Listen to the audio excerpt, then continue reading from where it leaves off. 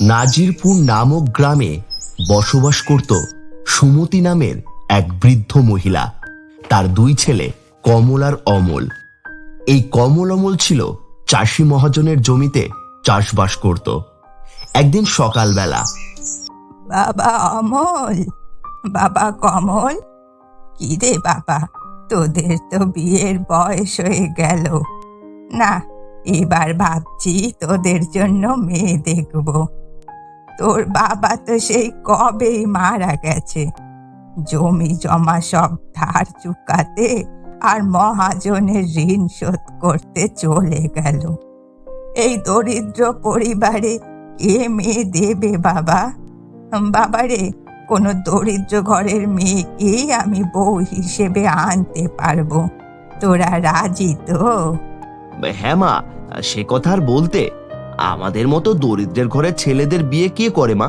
ধনী পরিবারের কোন রানী আসবে? কোনো দরিদ্র বাপ মাওরা মেয়েকে আমরা বিয়ে করব। তারা অন্তত তোমার যত্ন আত্তি করবে, আমাদের সম্মান করবে। এই বলে তারা দুই ভাই কাজে বেরিয়ে পড়ে। এইদিকে তার মা বেরিয়ে পড়ে বাজার করতে। রাস্তায় বাজার করে ফেরার সময় হঠাৎ করে অনেক দিনের পুরনো বান্ধবী সুনিতার সাথে দেখা হয়। আরে সুনিতা, তোর এরকম দশা কেন? তুই এরকম সাদা শাড়ি পরে আছিস কেন? তোর স্বামী কি মারা গেছে? সুনিতা সুমতির কথায় কান্নায় ভেঙে পড়ে। তারপর তাকে বলতে থাকে 8 মাস আগে কি করে সুনিতার স্বামী গাড়ি অ্যাক্সিডেন্টে মারা যায়। তারপর থেকেই দুই মেয়েকে নিয়ে তার দিন কাটছে দারিদ্রতায়। সুনিতা বলে যে লোকের বাড়িতে সে কাজ করতে যাচ্ছে। তাদের মধ্যে রাস্তায় দাঁড়িয়ে গল্প গুজব চলতে থাকে। এমন সময় সুমতি জানতে পারে তার দুটো মেয়ে আছে, তার বিয়ের জন্য যোগ্য পাত্র খুঁজছে। কিন্তু এই বাপ মোরা মেয়েকে কে আর বিয়ে করবে? সে তো কিছু টাকা পয়সাও দিতে পারবে না। সুমতির মুখে হাসি ফুটে ওঠে। আমার দুটো বিবাহযোগ্য পুত্র আছে, জানিসই তো আমরা দরিদ্র। লোকের জমিতে ওরা মজুরের কাজ করে। তাদের বিয়ের জন্য আমি পাত্রী খুঁজছি। তোর মেয়েদের সাথে আমার ছেলেদের বিয়ে দিবি? এই কথা শুনে সুনিতা খুব খুশি হয়ে ওঠে। দেখতে দেখতে তাদের বিয়ে ঠিক হয়ে যায়। আরো কিছুদিন পর দেখতে দেখতে তাদের বিয়ের দিন চলে আসে। বিয়ের কিছুদিন আগে তারা ছোটখাটো শহরে গিয়ে একটা কেনাকাটা করে। খুব সাধারণ জামা কাপড় পরে তাদের বিয়ে সম্পন্ন হয়। তারপর শাশুড়ি মা তাদের বরণ করে গৃহপ্রবেশ করে ঘরে তোলে। এবার থেকে এই ছোট্ট বাড়ি, তার দায়িত্ব তোমাদের দুই বউয়ের হাতে। তোমরা পারবে তো সাজিয়ে গুছিয়ে রাখতে? দুই বোন একই বাড়িতে বিবাহ করে এসেছে, এর থেকে হাসি খুশির আর কি হতে পারে? দুই বোন খুব আনন্দ পায়। কিন্তু বাড়িটার অবস্থা দেখে দুই বোনের মুখ একদম কাচুমাচু হয়ে যায়। কারণ বাড়িটা খুবই ছোট, মাত্র 2টো রুম। বাড়িটার অবস্থা খুব একটা ভালো নয়। তবুও তারা সবকিছু মানিয়ে নেয় এবং ঘরে সমস্ত কাজকর্ম করতে থাকে। এভাবে দেখতে দেখতে শীতকাল চলে আসে। শীতকাল এসে যাওয়াতে সুমতি দেবী একটু চিন্তিত হয়ে পড়ে। একদিন সকালবেলা বসে উনি ভাবতে থাকেন, এবার কি হবে? শীতকাল তো চলে এলো। আগে একটা কম্বলে যে কোনো রকমে আমি আর দুই ছেলে রাত কাটিয়ে দিতাম। এখন দুটো বৌমা, দুটো ছেলে, আর আমাকে নিয়ে 3টি কম্বল লাগবে। আমাকে যে করেই হোক এই শীতের রাত কাটাবার জন্য 3টি কম্বল কিনতে হবে। এবার যে কি হবে কি জানি। এইসব কথা ভাবছিল। এমন সময় তার দুই ছেলে কাজ সেরে বাড়িতে প্রবেশ করে। সুমিতা দুই ছেলেকে ঘরে ডেকে বলে, কমল আর অমল, একটা বড় কাজ করতে হবে বাবা। 2টো কম্বল কিনতে হবে।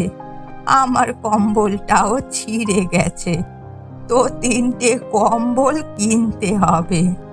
দেখ না কোথাও থেকে ম্যানেজ করে কিছু টাকা পয়সা আনতে পারিস কিনা? মা, নতুন কম্বল কি করে হবে? বিয়ে করার আগে যা ইনকাম করতাম তা দিয়েই দিন চলতো না। মাঝে মাঝে না খেয়ে নিজে প্রয়োজনীয় জিনিস না কিনে দিন কাটাতে হতো। এখন তো বিয়ে করে এনেছি, দুটো মেয়ের দায়িত্ব আমাদের ওপর। তাদের পেট ভরে ভালো মন্দ খাওয়াতেও পারি না। নতুন তো কাজই পাচ্ছি না।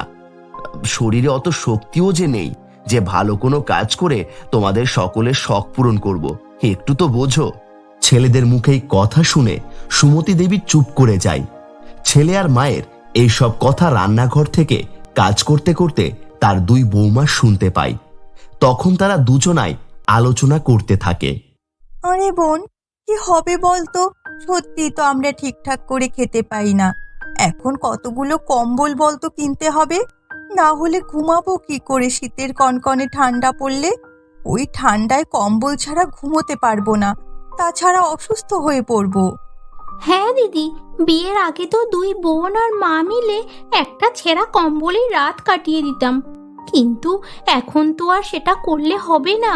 আচ্ছা দিদি, আমরা যদি কিছু কাজ খুঁজি আর আমরা যে টাকা পাবো সেই টাকা দিয়ে কম্বল কিনি, তাহলে তো ভালোই হবে বলো। আর সব থেকে বড় কথা, আমরাও যদি কিছু টাকা ইনকাম করতে পারি তাহলে তো পরিবারটা ভালোভাবে চলবে, তাই না? দুজনে মিলে ভাবতে থাকে তারা কি কাজ করবে। আর তার একটা আলোচনা করার পর মায়ের কাছে যায়। শাশুড়ি মাকে গিয়ে বলে, মা, আমি আর ছোট মিলে ঠিক করেছি ঘরে সমস্ত কাজ তাড়াতাড়ি সেরে দুপুরবেলা কিছু কাজের সন্ধানে বেরোবো। আমরা আজ থেকে একটা কাজ করব, এতে আমাদের পরিবারটাও একটু সুখে স্বাচ্ছন্দ্যে কাটাতে পারবে, একটু এক্সট্রা ইনকাম হবে। হ্যাঁ, তা করলেও হয়। আমিও ভাবছি কিছু কাজ খুঁজবো, এতে খুব ভালো হবে। সত্যি বৌমারা, তোমরা অনেক বুদ্ধিমান। এই বলে তিনজনে বেরিয়ে পড়ে কাজের সন্ধানে। কিছু দূর যেতেই তাদের ছোট বৌমা একটা লোকের বাড়িতে কাজ পেয়ে যায়। শাশুড়ি আর বড় বৌমা একটা ফুলের বাগানের কাজ পায়। শীতকালের হরেক রকম ফুলের গাছে যত্ন নিতে হবে তাদের দুজনকে, আর সেই ফুল তুলে দোকানে দিতে হয়। তিনজনেই প্রথম দিনে কাজ পেয়ে যায়। এই জন্য সবাই খুব খুশি হয়। তারা মন দিয়ে সব কাজ করতে থাকে। তারপর রাতের বেলা বাড়িতে ফিরে তিনজনে চা খেতে খেতে গল্প করতে থাকে। শীতকাল তো এসে গেছে, আর 1 মাস পরে খুব কনকনে জাকিয়ে শীত পড়বে। সব থেকে দরকারি হচ্ছে 2টো কম্বল কিনতে হবে, বুঝলে বৌমা? চলো তাড়াতাড়ি কাজ সেরে নেই। মা, খুব ভালো হয়েছে, আমরা তিনজনে কাজ পেয়ে গেছি। হয়তো দেখুন 1 মাস কাজ করার পরই আমরা ঘরের জন্য দরকারি জিনিসপত্র কিনতে পারবো। এইভাবেই কয়েকদিন যেতে থাকে। বৌমা শাশুড়ি মিলে লোকের বাড়ি কাজ করে ফুল বিক্রি করে যা টাকা ইনকাম করে তার কিছু টাকা জমাতে থাকে। তাতে বেশ ভালোই তাদের অর্থ আসে। তারা এখন দুবেলা পেট ভরে খায়।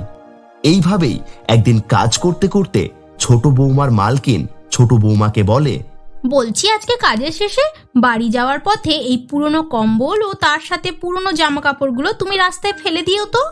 মালকিনের এই কথা শুনে ছোট বৌমা খুশি হয়ে যায়।